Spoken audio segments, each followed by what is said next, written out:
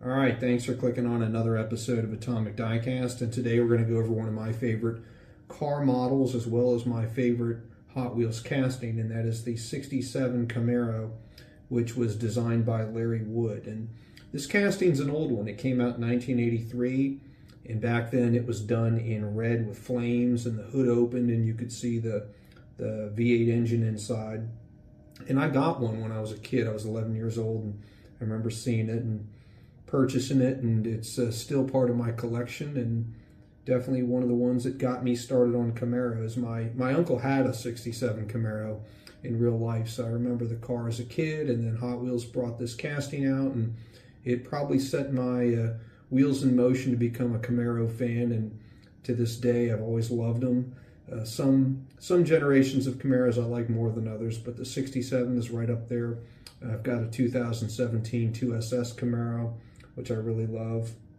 And so it moved me to go out and begin collecting Hot Wheels Camaros. And I'll talk a little bit about how many I have in a minute and how many 67s I have. But the 83 Hot Wheels release of the 67 Camaro was not the first Camaro that they did. Its predecessor was the original custom Camaro from 1968. And they did those for a while, and then they stopped. They didn't have a lot of Camaros in the late 70s. And then Larry Wood brought this one out for Hot Wheels. He designed it, and again, it came out in 1983. And so to date, I've got about 320 different, or I should say unique, Hot Wheels Camaros in my collection. They're all displayed on one of the walls in my Hot Wheels room. They're in acrylic cases with mirrored backs, and it'd be so hard for me to even talk about how many different 67s Hot Wheels have released. I mean, you'd be hard pressed to find a series, a major series that they've done, whether it be RLCs or Cool Classics or Hot Wheels Garage or whatever, or even Christmas or holiday editions, in which they don't have a Camaro. And the 67 Camaro has fit into a lot of those. I'd have to count at least 50 of the 320 Hot Wheels Camaros I have. There's at least 50 plus that are 67s. Some are RLCs, some are mainlines. I got them going all the way back to 83. And, this one is one that I'll talk about a little bit here. This is a movie edition car, but, again, to reiterate, if you go on and you just look up 67 Hot Wheels Camaros, I mean, there are just dozens of variations. Color, so many different colors, so many different wheel combinations, metal on metal, metal on plastic, you name it, they've done it. So this car came out in 2015, and it was part of the Hot Wheels Entertainment series that they've been doing for years now. And this car is from the 1983 movie Christine. So it's ironic that this car came out, the casting came out in 83, and the movie that this car depicts came out in 83. If you've never seen Christine, it's a horror movie. It's about a 1958 Plymouth Fury, which is named Christine. The car is possessed, and it goes on a rampage, killing everybody. And in the movie, the town bully, whose name is Buddy, drives a 67 Camaro. And that's what Hot Wheels did a rendition of here. And they did a very good rendition. I'll get into why in a minute. But in the movie, Christine, i.e. the Plymouth Fury, traps the Camaro in a gas station, and it rams into it, and then the gas all starts leaking out of the tank of the Camaro, and it catches fire and blows up.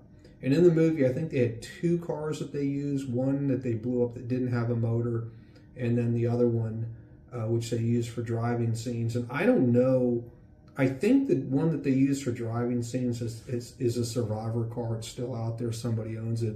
I'll have to look that up, but I'm pretty sure I've seen it someplace on the web. But anyways, Hot Wheels did a rendition of that. It came in a really nice blister pack that had a half circled front that bumped out. It wasn't your standard blister, and it had some writing that was very much in line with the logoing that they used for the movie Christine. So this was definitely a semi-premium car.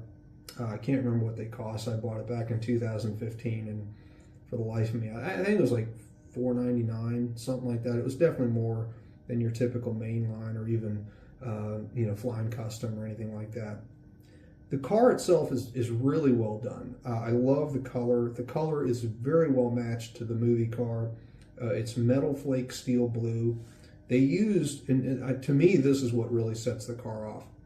In the movie, they had turbine mag wheels on the real 67, and they used, for this 164th version, they used their TRR Real Riders, and TRR stands for Turbine Real Rider. And they put the Goodyear writing on the side of the rear tires, which was neat. I think it was a good touch. Sometimes I like riding on wheels, other times I don't, or on tires. This time I think it works well. Again, the car is metal on metal. That's what you'd expect from a premium or a semi-premium. They did taillight accenting, which is very, very detailed. You can see it right there. It's well laid out. The front of the car does not have headlight details because 67s had flip around headlights, so they just did that metal in a flat black. They've got the chrome bumpers on it. And the thing that I like the most about this car, aside from the black rally stripes on the hood, is they did really fine detailing around the windows with that silver trim that you see. And I think, if the car was just all steel blue, it would be a little bland. And to me, that silver accenting really makes the car stand out a little bit more. You can probably tell from the seams the hood opens. Inside there is the V8. There's a air cleaner on top. The detailing isn't super intricate, but it's the same motor casting that they had done on the 83. They've just not changed that over the years. And interestingly enough, some 67s have hoods that open, some don't. I don't know how they decide that. I guess this being a semi-premium, or even, I guess this would actually be a premium, come to think of it. It's not a premium like online with a RLC, but it's definitely better than a Silver Series, so I'll just call it a premium. But the hood opens, but again, some Camaros have that, some 67s don't. This one does. So that's about it. I don't really know what else to say other than this is really an eye-catching car. When I looked across the 300 that I have, I realized that I've done a couple of Camaros, or no, actually maybe I've only done one to date, and I think that was a 68 Copa. So I decided to do a 67, and from the 50 plus that I have to choose from, for whatever reason, I guess because I like the color, my eye really gravitates towards this metal flake steel blue. So that's about it. I did weigh it. It weighs 39 grams, and we're going to send it down the track now. All right, we're going to do a roll test. I don't have high hopes of how far this thing's going to go. Real riders rarely make it to 2. Most will go past 1. See if this one's an exception. Now, 1.5. Kind of typical. Try it again. 1.5. These treaded tires, they just stick to the track. They don't go very far. 1.5. All right, I mean, it's typical of a rubber tired Hot Wheels car. Great casting though, and if you're interested in finding one of these, I think you can still get them on eBay. I don't know what they cost. Probably, my guess is $15 or $20. These things are 11 years old, and they were a premium, but if you're into Camaros, I highly recommend this one. So thanks for watching, and be sure to like, share, and subscribe.